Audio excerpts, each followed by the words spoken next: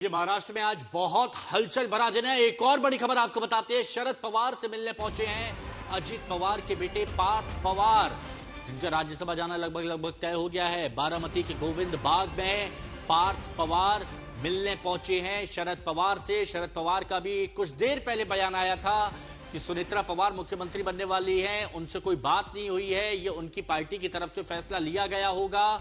हालांकि वो ये भी कह रहे थे कि 12 तारीख को औपचारिक ऐलान होना था, विलय होना था पार्टी का। और अब ये खबर आ रही है, जब शरद पवार ने कहा कि मुझे कोई जानकारी नहीं है, तो अब ये खबर आ रही है कि पार्थ पवार मिलने पहुंचे हैं शरद पवार से।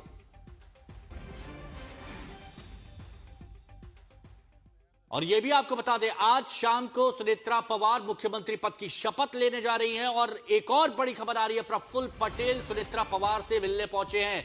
तो आज मेल मुलाकातों का दौर जारी है। पार्थ पवार की मुलाकात शरद पवार से और अब प्रफुल्ल पटेल मिलने पहुंचे हैं सुनेत्रा पवार से। और यह भी कहा गया था कि जब सुनेत्रा पवार को मुख्यमंत्री बनाने की बात की जा रही है, अजीत पवार के जो भी पद थे वो विभाग उनको देने की, तो उसमें प्रफुल्ल पटेल भी शामिल थे।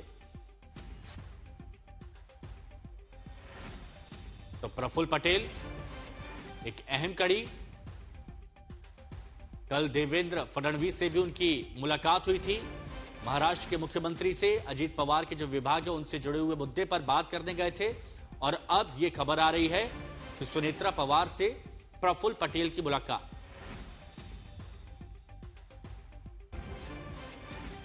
ऋत्विक हमारे सहयोगी इस वक्त हमारे साथ जुड़े हुए हैं।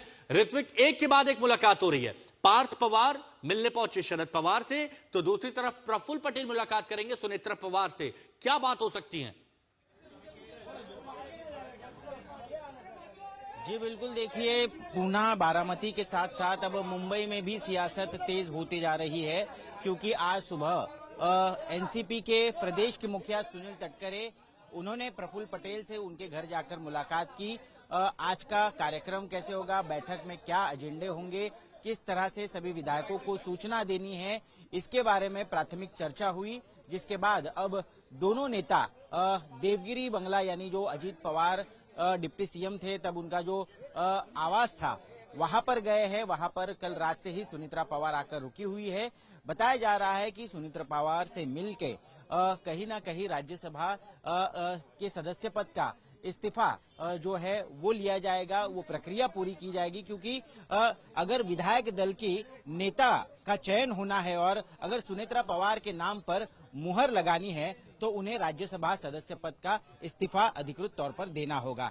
तभी जाकर वो यहाँ पर विधायक दल की नेता चुनी जा सकती है। और उसके बाद वो जो प्रस्ताव है वो मुख्यमंत्री देवेंद्र फडणवीस को दिया जाएगा और फडणवीस के मंजूरी के बाद ही शपथ विधि का कार्यक्रम हो सकता है। यानी अधिकृत तौर पर जो है सुनेत्रा पवार डिप्टी सीएम पद पर विराजमान हो सकती है। अब ये सारी प्रक्रिया का भाग है और ये बैठकों का सत्र यही दर्शाता है कि कहीं ना कहीं काफी तेजी से ये सारी चीजें जो है वो पूरी की जा रही है। वहां पर देख रहे हैं कि किस तरह से ये तो मुलाकातें हो रही है, लेकिन अभी भी सवाल यही है कि पार्थ पवार अगर शरद पवार से मिल रहे तो वहां क्या बात की जा रही होगी। शुक्रिया आपका हमारे साथ जुड़ने के लिए।